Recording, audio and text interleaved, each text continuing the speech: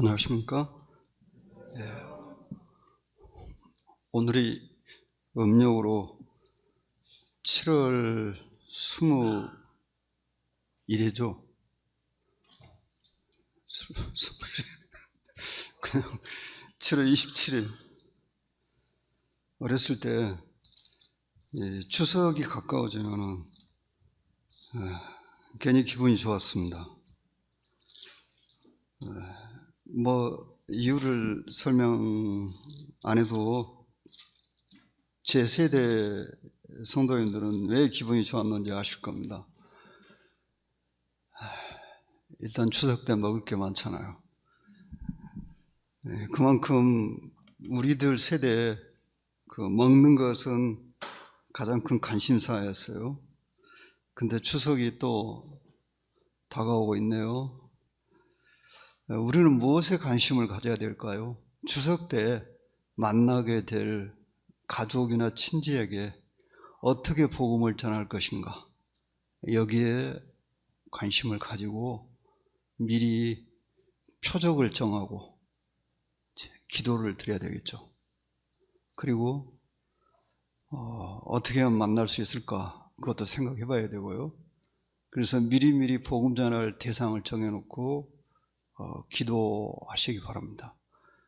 그럴지라도 꼭 만난다는 보장은 없어요. 또 복음을 전하긴 전하지만 그가 구원받는다는 확정은 없죠.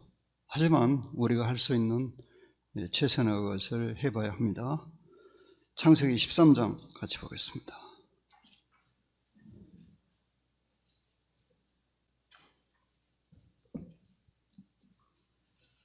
13절까지 교독하겠습니다. 아브라함이 애굽에서 그와 그의 아내와 모든 소유와 놋과 함께 네겝으로 올라가니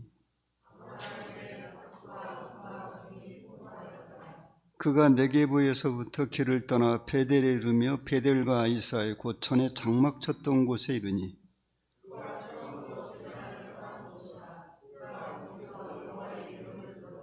아브라함의 일행 놋도 양과 소와 장막이 있으므로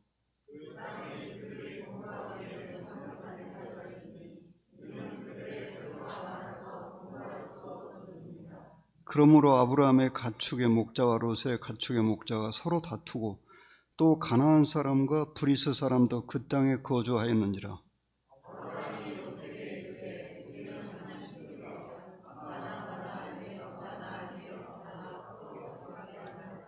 내 앞에 온 땅이 있지 아니하냐. 나를 떠나가라. 내가 좌하면 나는 우하고 내가 우하면 나는 좌하리라.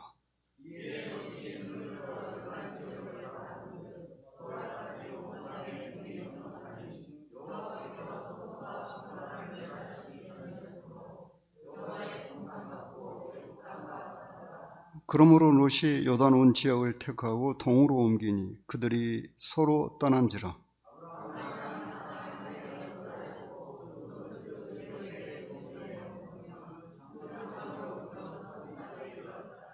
소돔 사람은 여호와 앞에 악하며 큰 죄인이었더라.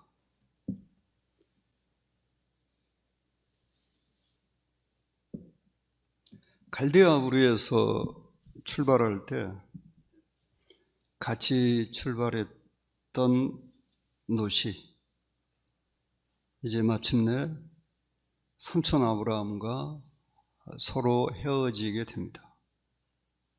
아브라함이 애굽에서 그와 그의 아내와 모든 소유와 놋과 함께 네겝으로 올라가니 잘 아시는 것처럼 네겝 지역은 사막 지역에 가깝죠. 거의. 그래서 네겝 사막 이렇게 부르기도 합니다.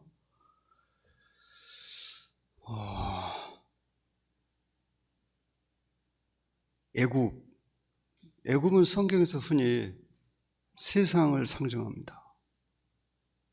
가나안은 천국은 아닙니다만은 이 가나안은 어떻게 표현해야 될까요? 믿는 사람들이 살아야 될 곳이라고 표현할 수도 있을 것 같습니다. 그런데 성경에 전체에서 가장 중요한 땅인 이 가나안, 여기서 말씀드리는 가나안은 지금의 이스라엘 지역을 말하는 것입니다. 원래는 시리아 남쪽에서부터 이집트 국경지대까지 전체가 가나안입니다. 그렇게 중요한 땅인 이스라엘이, 지금 이스라엘이 얼마나 큰가? 얼마나 클 것 같습니까? 거기가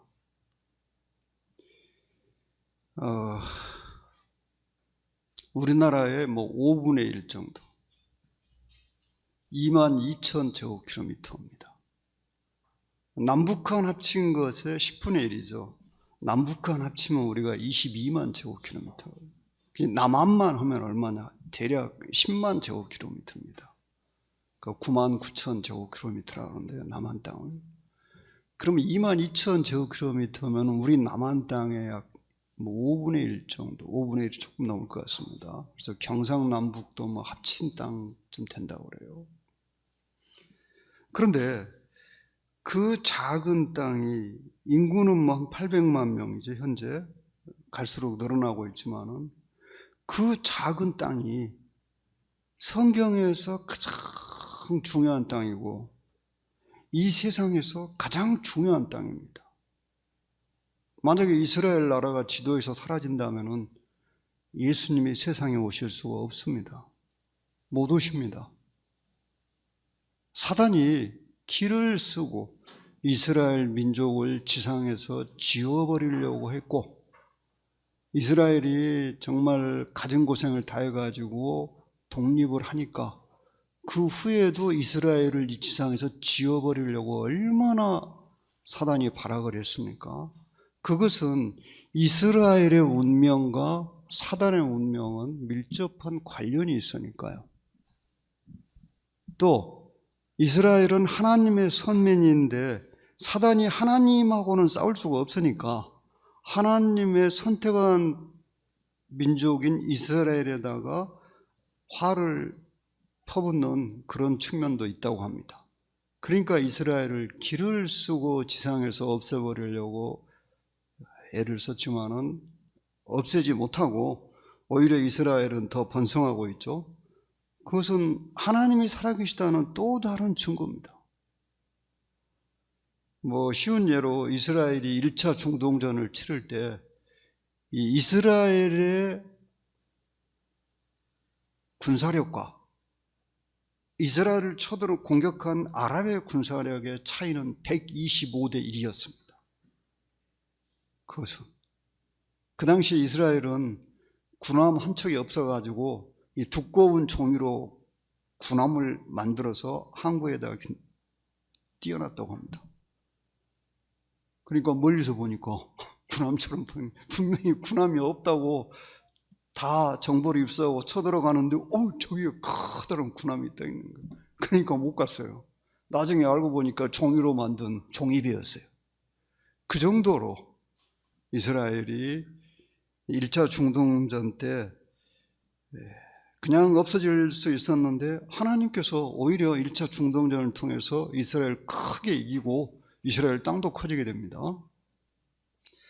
자, 아브라함이 애굽에서 올라왔어요. 여러분, 애굽은 세상을 상징한다고 그랬죠? 그런데 그 애굽은 기근을 피할 수 있는 천혜의 나일강은 이 세상에서 제일로 긴 강입니다. 길이가 무려 6,600km가 넘습니다. 물론 제일 큰 강은 아마존강이에요. 크다는 것은 길다는 것하고는 좀 다르죠. 면적이 제일로 높다는 거죠. 그래서 아마존강 1위, 제일로 큰 강은 길이도 엄청 길죠. 그래서 그곳은 기근을 거의 당하지 않았어요. 요셉 시대에 기근이 닥친 것은 정말 이집트 역사에 아마 거의 유일한 기록일 것입니다. 그 외에는 이집트가 기근을 당했다는 걸 역사에서 찾아볼 수가 없어요. 어떻게 해서 요셉 시대에 그렇게 기운이 닥쳤는지 잘 모르겠는데요. 그런데 아브라함이 애굽에서 거주한 그 삶을 우리들이 유심해서 보면은 거기에 특징적인 모습이 보입니다. 사실은 이 13장 13절까지 이 13절까지 그러니까 창세기 12장부터 애굽으로 내려간 12장 10절부터 13장 13절까지 우리가 아주 특이한 것을 발견하게 됩니다. 뭘 발견하느냐? 하나님이란 단어를 발견할 수 없습니다. 하나님이 없어요. 여기에. 그것은 뭘 의미합니까? 하나님의 부름을 받고 하나님의 백성의 조상이 되기 위해서, 믿음의 조상이 되기 위해서 그 문명이 발달한 갈대아 우르를 떠나서 완전히 깡촌인 가나안에 들어간 아브라함에게 하나님이 사라져 버렸습니다. 얼마나 이상한 일입니까? 이것은 왜 그랬을까요? 애굽. 그리스도인이 신앙의 간증을 지키기 위해서는 어떤 곳에 살아야 하는지 여기에 대하여 확실한 교훈을 주고 있습니다. 아브라함과 롯을 비교해 보시면은 분명히 그것을 깨달을 수 있습니다. 우리 그리스도인들이 이사를 가고 이사를 오고 그 뭐 마음대로 할 수 있는 거예요. 거주 이전의 자유가 다 법으로 보장되어 있습니다. 그런데 여러분 맹모 삼천지교 아시죠? 맹자 어머니가 3번 이사했다는 거. 왜 그랬을까요? 아니 이런 데로 왔다 하며 여기서 살면 어떠고 저기서 살면 어떠 합니까? 누구 말 맞다나 이런 데로 왔다 하리 저런 데로 왔다 하리. 그런데 맹자 어머니는 왜 이사를 3번이나 했을까요? 맹자의 교육을 위해서요. 장의사 옆에서 살았더니 맹자가 맨날 장례 치른 흉내를 냈잖아요. 아이고 그 다음에 뭐 어디 장사집 옆에 사니까 뭐 했습니까? 맨날 장사하는 신용 내고. 그래서 그 다음 간 것이 어디입니까? 오늘날로 말하면 서당 옆으로 학교 옆으로 갔잖아요. 그러니까 그때부터 이제 얘가 글 읽는 걸 따라서 하는 거예요. 자, 그리스도인이 신앙의 간증을 지키기 위해서 어디서 살아야 할 것인가? 애굽은 기근을 피할 수 있었고 양식을 쉽게 얻을 수 있는 곳이었습니다마는 하나님을 섬길 수 없는 곳이었습니다. 증거가 뭔가? 하나님이 없잖아요. 놀랍게도 하나님의 특별한 부름을 받은 아브라함에게 하나님이 없어요. 이것은 하나님과의 교제가 끊어졌다는 거예요. 왜? 애굽에서 살고 있었기 때문에. 가나안은 경제적으로 아주 열악한 곳이었습니다. 물도 부족하고요. 물이 1년에 절반은 부족했어요. 절반은 비가 오고 절반은 비가 안 오는 곳입니다. 그러나 가나안은 경제적으로 아주 열악한 곳이었지만은 하나님과 함께 있는 곳입니다. 우리 에녹에 대해서 노아 홍수 이전에 가장 믿음이 훌륭했던 사람을 들으라면 우리는 누구를 들겠습니까? 아벨? 에녹 두 사람이겠죠. 왜? 그가 300년 동안 하나님과 동행하더니 하나님이 그를 옮기심에 다시 보이지 않더라고 그랬어요. 하나님과 동행할 수 없는 곳 애굽. 여러분이 이사를 가실 때, 혹은 주거 환경을 옮기실 때 이 점을 분명히 염두에 두셔야 합니다. 하나님께서 아브라함에게 살라고 하신 곳은 가나안이었습니다. 그러나 기근이라는 어려움 때문에 가나안을 떠나서 애굽으로 갔습니다마는 그곳에서 아브라함은 결코 하나님과 동행할 수 없었습니다. 아브라함 입장에서 볼 때 그것은 불가피한 선택이었을 것입니다. 또 우리가 그런 형편에 있었다고 할지라도 우리도 그런 선택을 했을 가능성이 많습니다. 왜냐하면 지금도 성도님들이 경제적인 이유 때문에 어디로 옮기는 경우 흔히 있는 일이잖아요. 경제적인 이유 때문에. 또 주일에 예배를 들으러 안 나온다든지 나올 수 있는데도 그런 일 흔히 있습니다. 그래서 아브라함의 모습은 오늘날 우리의 모습과 분명한 어떤 교훈적인 관련이 있습니다. 또 사실 이때 아브라함의 믿음은 그렇게 자라지 않았던 것 같습니다. 하나님의 소명을 받아들이긴 했지만은 아직 하나님이 자신에게 약속하신 큰 민족을 이루겠다고 하신 그 약속을 굳게 믿지는 못하고 있었던 것 같습니다. 왜?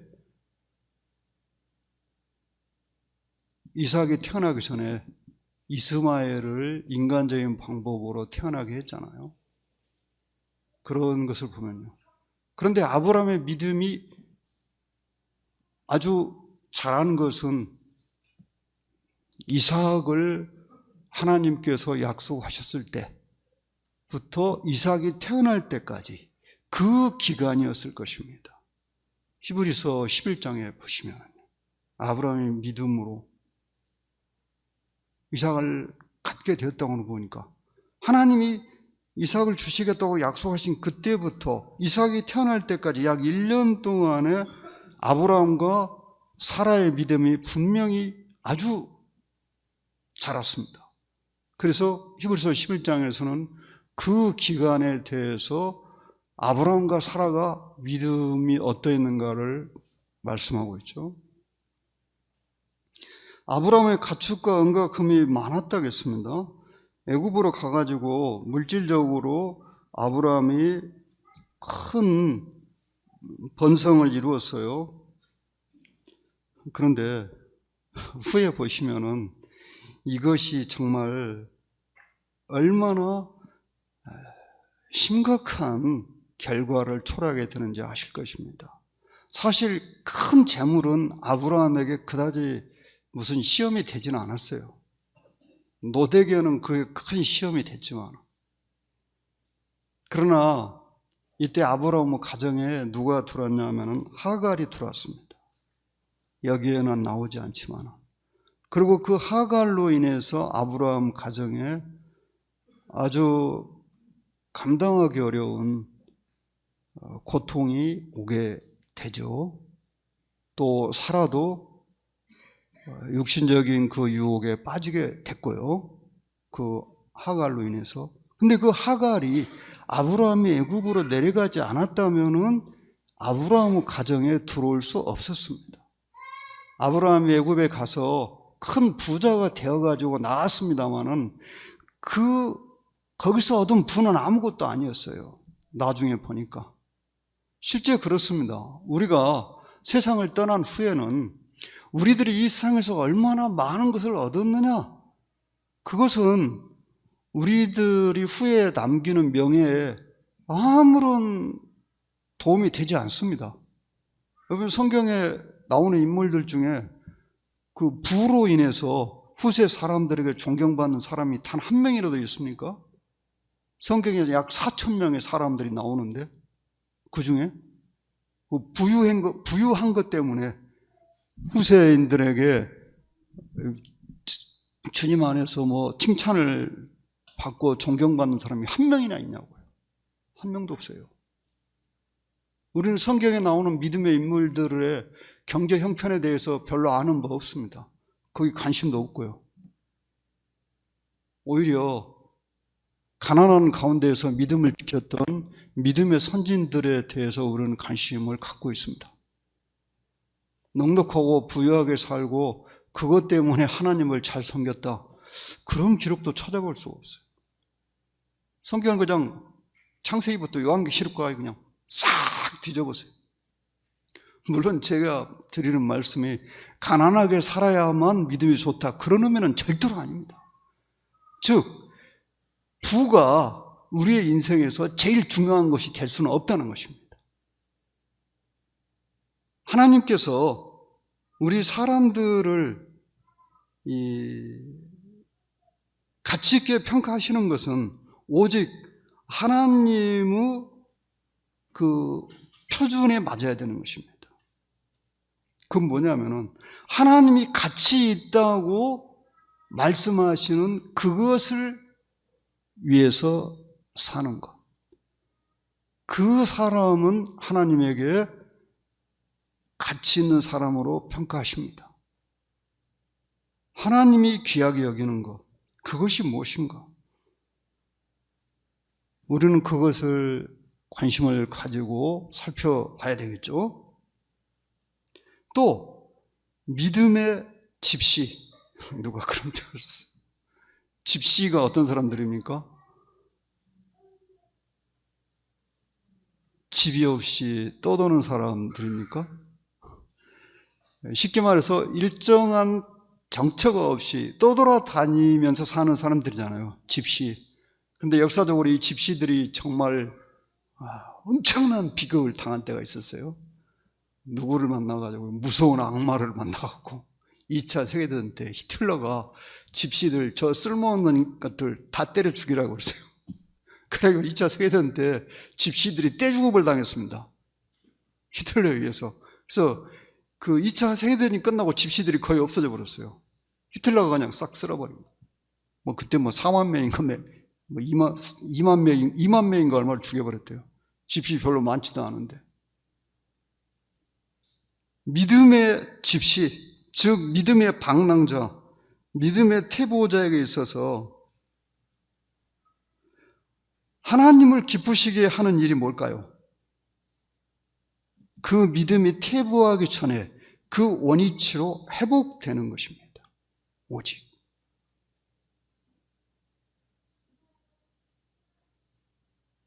원래 내가 있던 그 위치로 회복되는 것, 그것만이 하나님을 기쁘시게 할 수 있습니다. 믿음의 태보자들에게 있어서요. 우리는 여기서 아브라함이 이제 애굽에서 올라온 후에 어디에 도착하는지 그런 부분을 자세히 살펴볼 필요가 있어요. 아브라함이 애굽으로 내려가기 전에 그 위치로 딱 갑니다. 그것은 쉽게 말해서 그의 믿음이 퇴보하기 전의 위치로 회복됐다는 뜻입니다. 그리고 그때 하나님께서 나타나시죠, 그에게. 자, 여기서 이제 아브람과 롯이 이 소유물이 많아지니까 문제가 발생합니다. 그렇죠. 어느 집이나 유산이 많으면은 그 가족들 사이에 화기애애한 분위기보다는 싸늘해지고 그 다음에 분쟁이 발생하게 되죠. 차라리 유산이 없으면 조용합니다, 가족들이. 그렇다고 해서 유산 깡그리 다 없애시란 말 아니니까 오해하지 마세요, 절대로. 물려줄 유산도 없습니다만은 별로. 자, 여기에 가나안 사람과 브리스 사람이 그 땅에 거주하여 있다 그랬어요. 이게 아브라함과 롯은 친척인데, 오늘날로 말하면 그리스도인 주님 안에 있는 같은 성도님들이 지금 싸우고 있는 거예요. 근데 그 옆에는 누가 있냐면 불신자들이 있어. 얼마나 덕이 안 되는 일입니까? 이제 그걸 여기다 적용할 수 있겠죠. 그러니까 우리 교회가 서로 싸우면은 세상이 바로 뭐라고 합니까? 저것들 봐. 저것들이 무슨 예수 믿는다고. 당장 이렇게 나오죠. 평소에는 우리 주님에 대해서 아무 관심도 없던 사람들이, 우리 그리스도인들이 뭔가 불미스러운 것이 보이면 그냥 갑자기 우리 주님 이름을 들고 나옵니다. 그래서 조심해야 되겠죠, 우리들이. 자, 여기서 아브라함이 놀라운 믿음이라고 할 거예요. 덕을 발휘합니다. 자기가 삼촌이니까 당연히 자기가 우선권을 주장할 수 있었어요. 그런데 노덱에 우선권을 줍니다. 선택의 우선권을. 네가 여기 그랬죠? 네가 좌하면 나는 우하고 내가 우하면 나는 좌해라.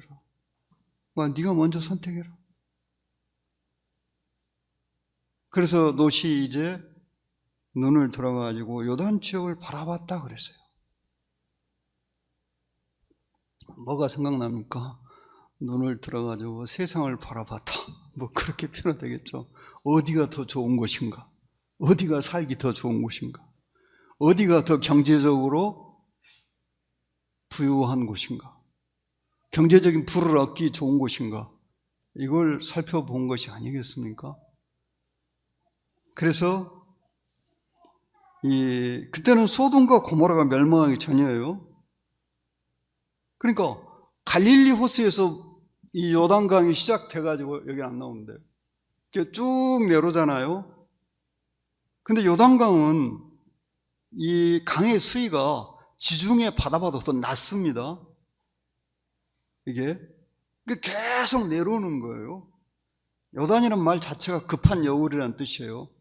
그 강이 이렇게 평탄하게 흐르는 것도 있었겠지만 대부분 그냥 물살이 세게 흐르는 것이에요. 그런데 소돔과 고모라가 어디였을까? 좀 궁금하지 않습니까? 성서 고고학자들은 소돔과 고모라 그 땅이 사해 근처, 사해라고 보고 있습니다. 실제로 사해. 그 사해 지역에서 사해 지역에 가가지고 이렇게 흙을 조사를 해봤는데 거기에 유황이 아주 많이 함유되어 있었다고 합니다. 사해 근처의 땅들이. 그래서 사해 바다가 소돔 고모라 땅이었을 가능성이 크고요. 왜냐하면 소돔 고모라가 유적이 발견이 되질 않거든요. 그 크지도 않은 이스라엘 땅에서 소돔과 고모라 유적 찾는 거 어려운 일이 아니겠죠. 근데 아무리 찾아도 없어. 그래서 이제 성서공학자들은 사해바다가 바로 소돔과 고모라 땅이다 이렇게 보고 있습니다. 그래서 그쪽에 조사해 봤더니 막 유황이 막 그 땅에 아주 많이 함유되어 있는 거예요. 유황이 함유되어 있는 거하고 뭔 상관이냐고 하실지 모르는데 불 붙을 때 불로 멸할 때 거기에 다량의 유황 비가 쏟아졌어요. 쉽게 말해서. 자, 여기서 롯이 소돔 땅을 선택합니다. 요단 온 지역을 택했다고 그랬어요. 그러면서 동으로 옮기니 그들이 서로 떠난지라. 근데 12절에 보니까 롯이 점점 소돔까지 갔다고 그랬어요. 소돔 사람은 여호와 앞에 악하며 큰 죄인이더라. 이 세상의 모습을 보는 것 같죠. 하나님께서 소돔을 멸하시기 전이므로 소돔이 정말 번창하고 있었습니다. 그러니까 이 세상이 그렇잖아요. 하나님이 불사르기 위해서 간수하셨는데 지금 얼마나 세상이 번창하고 있습니까? 그렇잖아요. 날이 갈수록 세상은 사람이 살기에 재밌는 것들이 많이 늘어나고 있잖아요. 진짜 요즘에 친구가 없어도 인생 재미없이 살 일이 별로 없습니다. 그냥 인터넷 세계에 들어가면 그냥 무궁무진합니다. 거기에 뭐 가지고 놀 것, 즐길 것이. 그것도 나이별로 그냥 다 있어요. 애들이 즐기는 거, 뭐 10대 소년들이 즐기는 거, 그 다음에 뭐 장년, 노년, 노인도 즐길 것이 얼마든지 있어요. 인터넷에. 그 검색해 보면은. 그래가지고 이 인터넷 제일로 잘하는 친구들이 10대 소년들이잖아요. 얼마나 잘하는지 우리는 상상도 못합니다. 우리는 저 휴대폰 가지고 겨우 문자나 보내고 또 뭡니까 통화나 하고 또 저 휴대폰에 들어있는 뭐 성경이나 찾아보고 하는데 이 10대, 20대는 뭐 휴대폰 하나면 모든 게 다 해결이죠. 그리고 휴대폰이 없으면 갑자기 뭐가 됩니까? 갑자기 허수아비가 되는 거죠. 뭘 어떻게 해야 되는지 모르는 거예요, 이거. 휴대폰이 손에서 떨어지는 순간. 자, 세상은 이렇게 날로 사람들이 즐기기에 좋은 것들이 막 늘어났어요.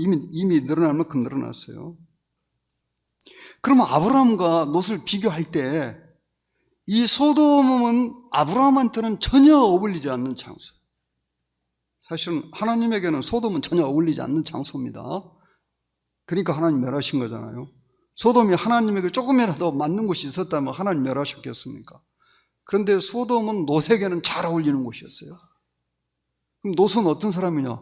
오늘날로 말하면 구원받은 그리스도인입니다. 육신적인 그리스도인을 잘 나타내고 있죠.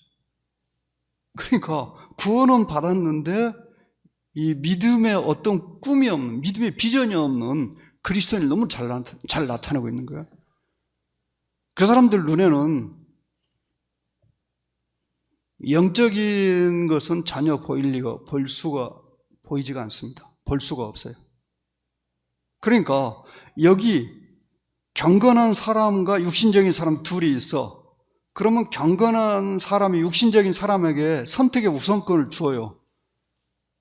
저도 경건한 사람이 손해볼 건 아무것도 없어. 왜? 육신적인 사람은 어차피 육신적인 걸 선택하게 돼 있어요. 그러겠죠? 육신적인 사람이 경건한 걸 선택하겠습니까? 그것은 죽었다 깨어나도 안 되는 일이에요. 근데 경건한 사람이 육신적인 걸 선택하겠습니까? 안 하죠. 육신적인 걸 선택한다면 그 사람은 경건한 사람이 아니죠. 그러니까 아브라함이 롯에게 선택의 우선권을 주었지만 손해본 건 아무것도 없어요. 롯은 어차피 믿음의 선택을 할 수 없는 사람이었으니까요. 그래서 롯이 요단 강 주변을 선택했고 거기서 이제 점점 더 살기 좋은 소돔으로 나아갔어요. 그러니까 사람이 이 신앙에서 타락하는 그 단계가 있어요. 갑자기 타락하는 게 아니에요. 이거 그렇죠. 처음에 애굽에 갔다가 이제 애굽에서 가나안으로 와서 회복됐어요.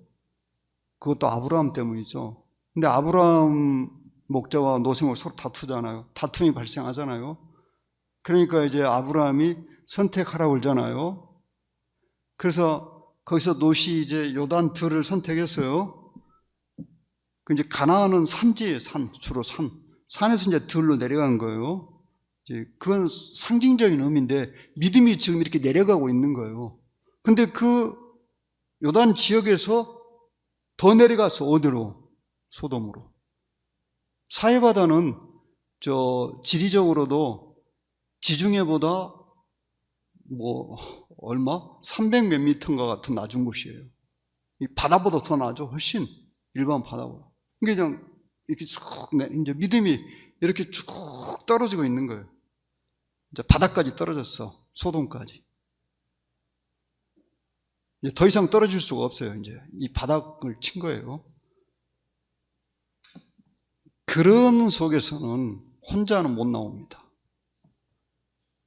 누군가가 끌어내야 돼요.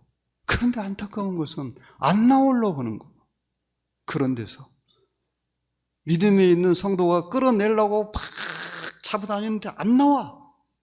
안 나오겠다는 거예요. 조금만 더 있다가 돈 조금만 더 벌고 조금만 하다가 그 다음에 이제 뭐가 왔어요? 불심판이 왔잖아요. 이 세상이 그렇게 되는 거예요. 하나님께서 불로 이 세상을 살을 때까지 가는 거예요. 이 세상 이제 돌이킬 수 없어요. 지금 이 세상은 결코 이보다 더 도덕적으로 나아질 수 없습니다. 성경에 이미 다 나와 있잖아요. 7년 환란 기간은 계속 하늘에서 막 재앙이 쏟아지는 기간이잖아요. 그러니까 지금 우리가 사는 이 시대는 결코 도덕적으로 올라갈 수 없어요. 우리는 그런 거에 대해서 별로 희망을 갖지 못하고 있습니다. 아무리 해도 안 돼요. 우리 힘으로 될 일이 아니에요. 그럼 어떻게 해야 되느냐? 우리 자신을 지켜야 돼요. 이 시대에 우리 자신을 지키고 우리의 자녀들을 지키고 우리의 가족들을 지켜야 돼요. 노아가 노홍수 전에 어떻게 했을까요? 그도 사람들에게 열심히 복음을 전했을 거예요. 끝까지 전했을 겁니다. 하지만 어떻게 했습니까? 자기의 가족들을 지키려고 더 애를 썼겠죠. 그래서 결국 자기 가족을 구원해내잖아요. 주님이 다시 오실 때도 노아의 때와 같으라고 그랬어요. 인자가 다시 올 때도. 그래서 저는 1차적으로 우리들이 지켜야 되는 사람은 누구냐? 먼저 나 자신이겠죠. 내가 믿음 안에 서 있어야죠. 그리고 이제 자녀들을 지켜야 되겠죠. 그리고 가족들을요. 지금 이 시대가 그런 시대가 됐어요. 우리는 주변의 사람들에게 복음을 계속 전해야 합니다. 하지만 그렇게 큰 기대는 하지 않습니다. 이 시대의 모습이 그렇도록 악해져 있어요. 이제 소돔까지 가버렸어요. 근데 소돔 사람들은 큰 죄인이었다고 그랬어요. 죄인이라 하기도 무서운데 큰 죄인이에요. 큰 죄인. 이거. 그럼 이제 하나님의 심판만 남아있는 거죠. 노선 지금 큰 죄인들 사이에 살고 있는 거예요. 그럼 어떻게 되겠어요? 큰 죄인들이 받는 그 심판을 그도 받는 것입니다. 단 이 사람 그걸 모르고 있을 뿐이에요.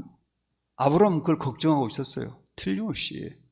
자, 14절부터 보겠습니다. 롯이 교독하겠습니다. 롯이 아브라함을 떠난 후에 여호와께서 아브라함에게 이르시되 너는 눈을 들어 너 있는 곳에서 북쪽과 남쪽 그리고 동쪽과 서쪽을 바라보라.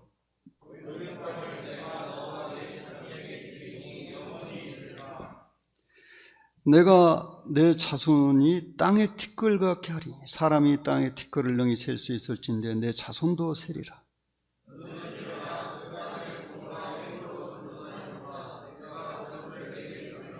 이에 아브라함이 장막으로 옮겨 헤브론에 있는 마므레 상수리 수풀에 이르러 거주하며 거기서 여호와를 위하여 제단을 쌓았더라.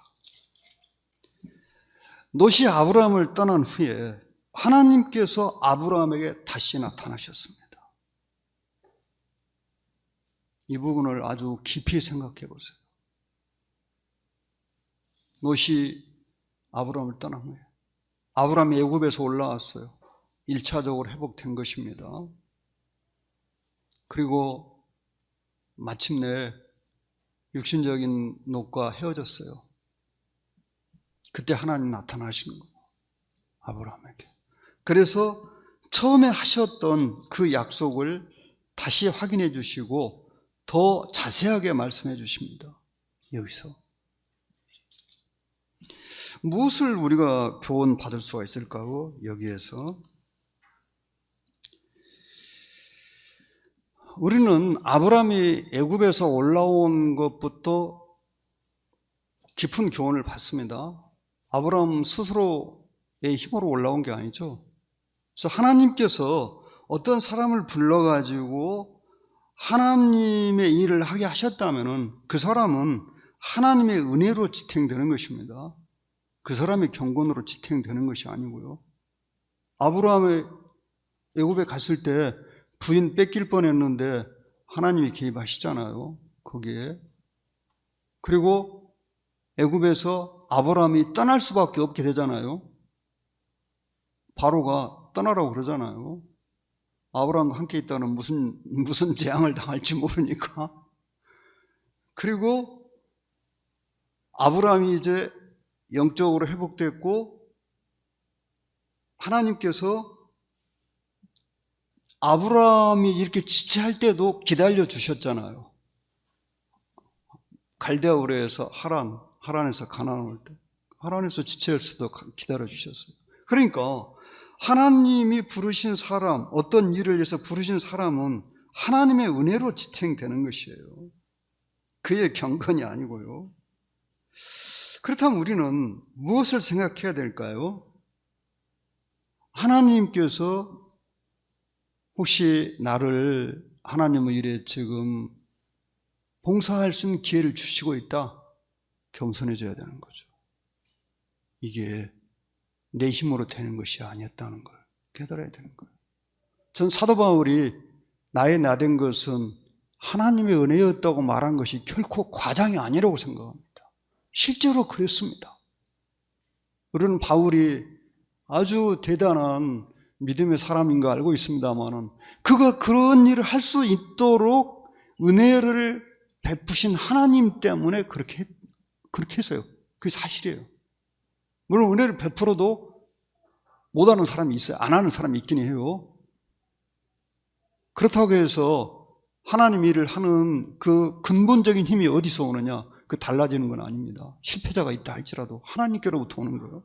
그래서 우리들이 지금 뭔가 하나님을 위해서 잘 살고 있다면은 이렇게 내가 살고 있는 자체가 하나님의 은혜라는 것을 깨달아야 됩니다. 그리고 겸손해져야 되는 거예요. 내가 잘해가지고 내가 남보다 더 경건해가지고 이런다. 그런 생각 하시는 것은 틀린 것입니다. 그리고 그런 생각을 하게 되면은 더 이상 앞으로 나가지 못해요. 믿으면서 계속 앞으로 나가야 되는데, 그 다음에 아브라함이 바로와 큰 갈등이 발생했을 때도 하나님이 그걸 해결해 주시죠. 소명, 하나님이 부르신 사람은 하나님의 은혜에서 끝까지 그 길을 갈 수 있게 되는 것입니다. 본인이 순종하면요. 그러나 거기서 분수에 지나는 생각하면 안 돼요. 그때부터 멈추는 거예요. 못 가요. 더 이상 앞으로. 하나님께서 여기 그 당시에 자식이 하나도 없는 아브라함에게 놀라운 약속을 또 하십니다. 이 땅 한 평이 없었어요. 14절에 하나님이 말씀하실 때 아브라함에게 땅 한 평 없었는데 여기서 동서남북을 그냥 눈에 보이는데 다 주시겠다고 그랬어요. 그리고 내 자손에게 주겠다고 그랬어요. 아브라함한테는 주시는 게 아니라. 여러분 이런 말씀들을요 곰곰이 생각해 보면은 이거 너무 엄청 나가지고 우리의 이 별로 명석하지 못한 머리로 이해를 못 하겠어요. 옛말에 그런 말 있죠. 권불 10년이요. 부자가 3대를 못 간다고 그랬죠. 권력은 10년을 못 가고 부자 3대를 못 간다고 그랬어요. 근데 여기 하나님이 아브라함에게 이 땅을 내 자손에게 주신다. 근데 영원히 주신다고 그랬어요. 영원히. 이 세상 끝날 때까지. 어떻게 이런 일이 가능하겠어요? 불가능한 일입니다. 이건 정말 불가능한 일이에요. 지금 여러분이 가지고 있는 땅이 있는지 모르겠는데요. 집이 있다. 그 집을 영원히 주겠다. 그걸 좀 믿으라고 하는 겁니까? 믿을 수가 없죠. 땅을 영원히 주시겠다는 어떻게 믿어요? 우리나라 없어질 수도 있는데. 우리나라 없어지면 끝장이잖아요. 실제 이스라엘은 없어졌어요. 그런데도 그 땅은 아브라함의 자손에게 주시겠다고 약속하셨어, 하나님께서. 영원히. 그러니까 아브라함 자손이 결국은 차지했잖아요, 지금. 하나님의 약속대로 된 거잖아요. 우리는 하나님 말씀하신 대로 된 것을 보고 있는 세대입니다. 도저히 불가능한 일인데 하나님이 천지의 주인이시니까 하나님이 하신다면 하는 거예요. 그래서 우리는 하나님께서 같이 있다고 말씀하시는 그것에 집착해야 돼요. 내가 영원한 삶을 남기고 싶다면 하나님이 같이 있다고 말씀하신 것에 내 마음을 뺏겨야 되는 거예요. 잠시 지금 우리 눈에 괜찮아 보이는 것, 우리 눈에 좋게 보이는 그것을 얻으려고 마음 쓰시지 말고 하나님이 같이 있다고 말씀하시는 그것을 얻기 위해서 발버둥 쳐야 된다 이 말입니다. 그런 삶을 살려고.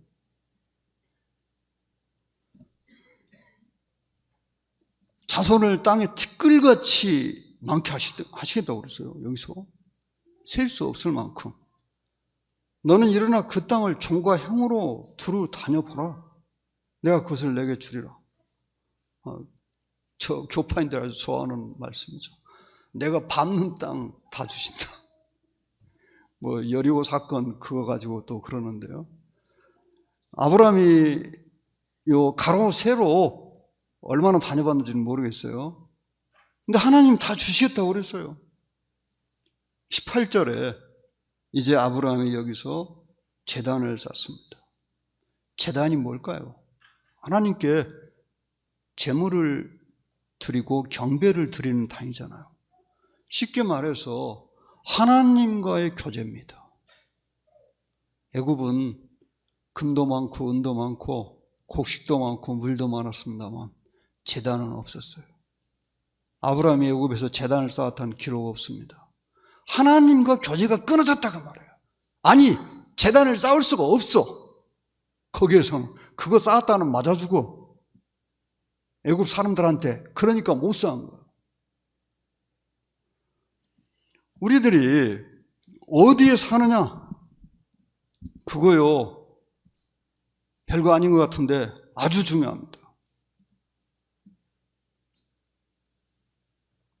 여러분이 어디서 살면은 하나님 섬기기가 편할 것인가, 쉬울 것인가, 이걸 보셔가지고 뭐 집을 선택하시는 것이 지혜로운 거겠죠. 예배당하고 한 20리나 떨어진 데 집을 사고 갔다 해보세요. 요즘 뭐 자가용이 있으니까 별 문제 없겠네요. 근데 차가 다니지 못하는 곳, 그런 거요, 힘들죠. 뭐 요즘에 교통이 많이 발달해서 거리는 뭐 크게 문제는 안 됩니다만은, 여하튼 우리는 내가 사는 곳이 하나님을 섬길 수 있는 곳인가, 이거 잘 봐야 되겠죠. 그리고 내 삶에 내가 제단을 쌓고 있는가. 무슨 말입니까? 하나님과 날마다 교제하고 있는가. 이걸 뭐라고 설명할까요? 여러분, 기도를 통해서 하나님과 교제하십니까? 내가 오늘 기도하면서 정말 마음이 하나님과 통하는 경험을 했다, 이렇게 기도하십니까? 아니면은 그냥 나 혼자 몇 마디 하고 끝나버렸습니까? 저는 기도를 통해서 하나님과 대화를 하는 것이라고 표현하고 싶습니다. 오늘날 신약적인 의미에서 제단을 쌓는 것, 물론 예배를 상징할 수 있어요. 여기서 우리들이 왜 예배를 중시해야 되는가? 구약의 제단을 쌓았다는 그 기록은 신약의 예배를 상징합니다, 실제로. 그러나 우리는 날마다 제단을 쌓아야 되겠죠. 그래서 어떤 분은 그런 표현을 써요. 가정 제단을 쌓으십시오. 날마다 하나님과 정말 마음이 통하는 그런 경험이 필요하겠죠. 날마다요. 그렇다면 우리의 마음은 분명히 달라질 것입니다. 확실히 달라집니다. 마음이 무슨 좋은 일이 있었던 것도 아니고, 뭐 건강이 뭐 갑자기 좋아진 것도 아니고, 그런데 마음이 정말 평안해졌어요. 평안해져요. 옆에서 누가 와서 성질을 나게 하는데 성질이 별로 안 나. 그런 일이 있잖아요. 언제요? 하나님과 마음이 통하는 기도를 끝냈을 때요. 실제로요. 이 3절에 보시면은 베델이라는 단어 나옵니다. 베델. 베델은 하나님의 집, 그런 뜻이죠. 아브라함이 비로소 하나님의 집으로 올라갔어요. 올라갔다고 나오잖아요. 물론 지리적으로 이집트는 더 아래쪽에 있고 이스라엘은 더 북쪽에 있어요. 그래서 그렇게 볼 수도 있는데, 그의 믿음이 이제 회복된 것을 말하고 있습니다. 베델, 하나님의 집에 이르렀다, 이 말입니다.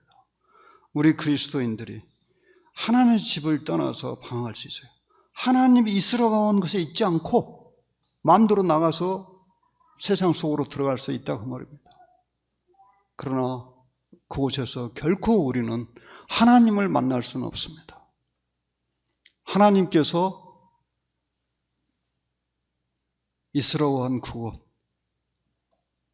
물론 이것이 꼭 어떤 그 지역을 가리킨다고 해석해서는 안 돼요. 하나님이 머무르라고 하는 위치, 그건 어떤 곳입니까? 날마다 하나님 앞에 나아가서 하나님을 찾고 구하고 하나님의 말씀을 읽고 묵상하고 그 말씀을 실천하는 그 이치가 아니겠습니까? 그것이 아브라함이 베델에 이르렀다는 표현이라고 볼 수 있는 것입니다. 제단을 쌓았다는 이 말씀은 이제 아브라함의 믿음이 완전하게 회복됐고 하나님과 동행하는 것이 회복됐다는 것을 잘 보여주는 말씀일 것입니다.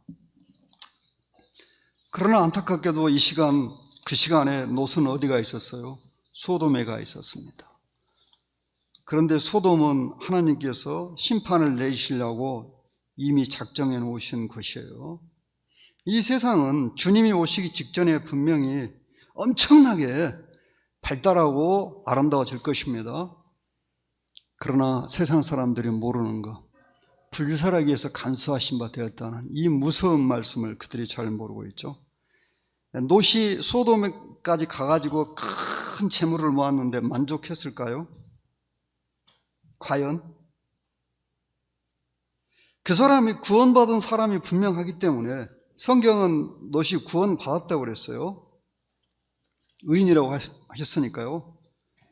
그는 결코 만족할 수 없었을 것입니다. 왜요? 성경에 그렇게 나와 있어요. 시편 106편 보겠습니다. 시편 106편 15절에요. 그냥 읽기만 할게요. 그러므로 여호와께서는 그들이 요구한 것을 그들에게 주셨을지라도 그들의 영혼은 쇠약하게 하셨도다. 이스라엘이 광야에서 고기를 하나님께 구해가지고 고기를 막 진짜 석 달 열흘 동안 먹을 만큼 받았잖아요. 근데 그 고기가 그들의 입에 있을 때 그들이 심판을 받았어요. 그래서 그 사건을 두고 이제 기록된 말씀인데요. 롯은 자신이 원하는 경제적인 부를 얻었지만은 결코 만족할 수 없을 것입니다. 오히려 그의 마음은 너무 메말랐을 것입니다. 왜요? 믿음이 있는 사람은 어떤 물질로 마음이 만족할 수 없습니다. 하나님이 아니고는 결코 만족할 수 없어요. 우리 그리스도인들의 마음은 오직 하나님만이 만족해 하실 수 있습니다. 그래서 여러분이 어떤 것을 얻고 싶어서 막 애를 태우고 정말 가진 노력을 다해가지고 얻었다 할지라도 그것이 하나님을 기쁘시게 하는 것이 아니라면은 그것을 얻고 나서 내 마음에 남는 것은 이 허무함과 쓸쓸함이라는 것을 여러분도 이미 경험하셨을 것이고 저도 경험을 한 바입니다. 그래서 우리가 이 성경에 기록된 대로 여호와께서 저희의 요구한 것을 주셨을지라도 그 영혼을 파리하게 하셨도다. 이 말씀처럼 되지 않기를 바랍니다. 평생을 죽도록 죽자 살자해서 모았는데 나중에 롯이 얻은 것은 아무것도 없었고 그는 아주 이 불명예를 얻게 됐죠. 모압과 암몬이 바로 그 증거입니다. 모압과 암몬은 결코 자기의 조상인 롯에 대해서 감사하지 않았을 것입니다. 또 자기 조상에 대해서 자랑스러워하지도 않았을 것입니다. 롯의 인생의 이 실패의 증거가 뭡니까? 모압과 암몬이라는 그 후손이잖아요. 딸들과 사이에서 나온 자손들. 왜 그렇게 됐을까요? 롯의 선택에 의해서입니다. 롯은 믿음의 선택을 하지 못하고 육신적인 선택을 했어요. 그 결과 그는 원하는 부를 얻었지만은 그의 마음은 너무 허무했고 그의 이 인생은 너무나도 부끄러움으로 마감되어지는 그런 인생을 살고 말았습니다. 이러한 기록을 하나님이 주신 것은 우리들에게 그런 삶을 살지 말라고 교훈하신 것이라고 그렇게 믿습니다.